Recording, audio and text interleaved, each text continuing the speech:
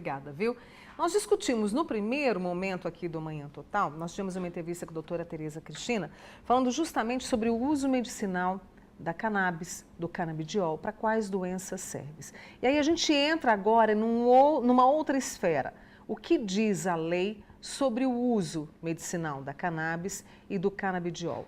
Hoje, 25 produtos são aprovados pela Anvisa. E eu vou conversar com o advogado Victor Monteiro, que também vai tomar um cafezinho com a gente hoje. Victor, obrigado. Aliás, já vou te servir um cafezinho também. Me diga, obrigada por ter vindo, o que diz a lei a respeito? Porque a gente deu um primeiro passo ali em relação à regulamentação lá em 2015, né? Sim. E hoje, como estamos? Sim. Existe uma lacuna, uma certa omissão do próprio poder judiciário, do próprio poder executivo e legislativo, porque quando a gente vai ler a questão sobre a legislação de drogas, a gente encontra a Lei 11.343 de 2006, que é a lei de drogas, no caso, e lá nós temos o artigo 28 e 33, né? O famoso 28, que fala sobre o consumo para uso próprio, né? E o 33, que fala sobre o tráfico de drogas. E nessa própria lei tem um dispositivo que fala sobre a possibilidade da regulamentação do uso de ervas medicinais, né, por exemplo, a cannabis, só que a gente não tem nenhum outro lugar falando sobre isso. Então existe uma discussão se o Poder Judiciário é o responsável por fazer essa liberação e ele faz justamente pela falta de regulamentação, ou se é a Anvisa responsável por isso. Só que a Anvisa, ao mesmo tempo que ela dá alguns passos para frente, ela volta um pouco atrás. Então a gente tinha uma certa liberdade, aí veio o Conselho Federal de Medicina, veio a Anvisa, deu um passo para trás e falou, opa, pera aí que a gente estamos liberando muito, vamos retroceder. Recuar. E aí a gente tem esses produtos que foram registrados com o aval da Anvisa, só que são muito poucos e são muito caros. Então a lei ela não tem ainda uma definição. A gente tem, por exemplo, uma legislação no SUS de São Paulo que ele coloca que pode ser fornecido de forma gratuita pelo SUS. Só que, ao mesmo tempo, a gente não tem uma legislação que define isso para o país todo. Então, por exemplo, Minas Gerais a gente ainda não tem. Existe um projeto que foi apresentado na Assembleia Legislativa de Belo Horizonte, né, em Minas Gerais, e ele ainda está parado, ainda não teve discussão, então a gente ainda tem muito para caminhar. E aí essa discussão emperra, esse recuo vem, até para você tomar um cafezinho aí também, para a gente conversar a respeito disso, por falta de informação, até por quem legisla a respeito desse uso medicinal, da regulamentação? Sim, eu acho que esse é o principal ponto. É o principal ponto, É o principal ponto. Quando a gente pega, por exemplo, a discussão que teve na semana passada, na quinta-feira, quando o STF disse que ia julgar o recurso extraordinário que vai discorrer a respeito da possibilidade ou não da descriminalização da maconha, né, como a gente sempre fala no dia a dia, o Senado correu e fez uma discussão a respeito, né, da possibilidade ou não da regulamentação por vias legislativas. A discussão foi basicamente falar mal. Então a gente tem diversos advogados, diversos delegados, a gente tem vários médicos no Senado Federal e eles ignoram os avanços que a teoria e a prática clínica da medicina tem no dia a dia, junto com os pacientes que são acompanhados, por exemplo, pela doutora Tereza, eles ignoram todos esses fatos e começam a falar, vai causar demência. Mas não apresentam uma tese, um estudo a respeito disso. Então a gente tem uma série de artigos científicos que falam a respeito, porém, na prática, a gente tem um preconceito muito grande, porque a palavra droga, ela é muito forte. E isso vem já desde a década de 20, 30, né? E então tem um preconceito muito grande ainda pela substância. Tanto que a maioria das vezes nós, profissionais da área, temos utilizado mais a expressão cannabis medicinal do que a própria maconha, porque a maconha ainda tem um preconceito muito grande. E a cannabis tem gente que não conhece. Uma vez eu conheci uma pessoa, falei, não, eu tenho um processo que eu falo a respeito da cannabis medicinal. E aí eu percebi que ela não entendeu muito bem, né? Eu falei, não, a maconha é medicinal. Aí ela, como assim? Aí na hora ela pegou. Então muita gente ainda não conhece o termo cannabis, então ele não tem um certo preconceito que tem a palavra maconha.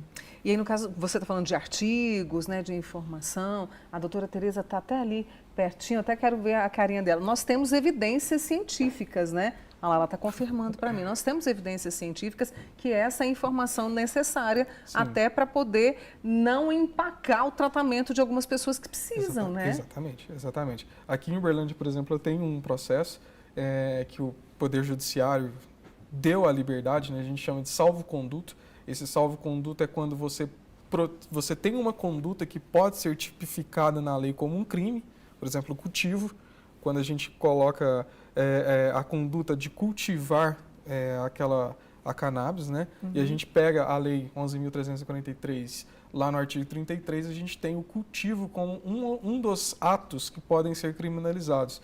Então, quando você cultiva a cannabis, mesmo para fins medicinais, você pode ser tido como um traficante. Então, a gente faz um habeas corpus, esse habeas corpus é justamente para conseguir um salvo-conduto, para salvar a sua conduta de ser criminalizada, basicamente isso. E aí, quando a gente tem esse benefício para a saúde, então não existe o crime contra a saúde pública, justamente porque o o objetivo da conduta de cultivar é obter a saúde. E aí a gente trabalha junto com os médicos, porque a gente precisa justamente de um médico fazendo um relatório mostrando a evolução para depois a gente entrar com a nossa consultoria, né, entre aspas, o acompanhamento jurídico para salvaguardar a conduta da pessoa que tem interesse nisso. E quando você vai, né, quando o médico vai prescrever, tem que se ter esse laudo para compra? Sim, sim. Para você conseguir a autorização de importação pela Anvisa, para comprar ele, por exemplo, por fora do país, tá. no caso, para utilizar, uso, né? isso, para utilizar, você precisa do médico. O médico precisa colocar lá na receita dele tal produto, tantas miligramas, isso e aquilo outro.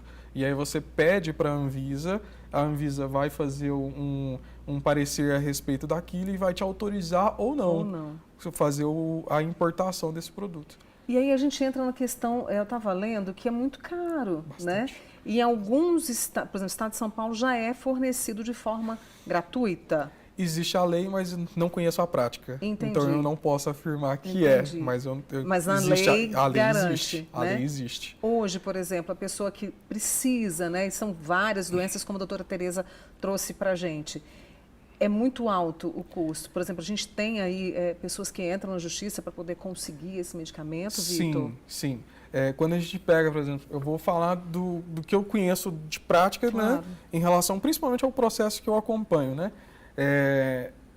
Quando a gente faz o orçamento para fazer a importação do produto que foi receitado, a gente tem um custo de quase R$50 mil por ano. Nossa. Aí você para ver a situação financeira da família. Família é motorista, Não tem condição, né? filho pequeno, então não tem aquela condição para fazer a compra. Na farmácia você chega lá, né? E antes, quando existiu a primeira regulamentação do canabidiol, por exemplo, nas farmácias, ainda tinha informação pelo Google, né? Quando você pesquisava lá o nome do produto, aparecia o preço. Hoje em dia não aparece, mas ele era R$ 2.500, R$3.000. Então é um produto muito caro. E aí a alternativa mais barata é o cultivo. Então, como o custo é muito alto e a maioria das vezes a família não tem o dinheiro para fazer a compra, a importação, ou muito menos comprar isso nas farmácias, resta para ela se recorrer ao judiciário ou para fazer um plano de saúde pagar para ela, ou o Estado fornecer de forma gratuita para ela, ou ela ser autorizada para fazer o cultivo. E o problema justamente do cultivo é esbarrar na seara criminal e ser preso como um traficante. A gente precisava de mais discussões, principalmente do poder público, para ajudar, né, para deixar tudo claro, né, específico, e também ajudar o trabalho dos médicos, que tem essa alternativa que pode ajudar bastante. Já existem, né, médicos veterinários utilizando isso em animais. Eu então, li também.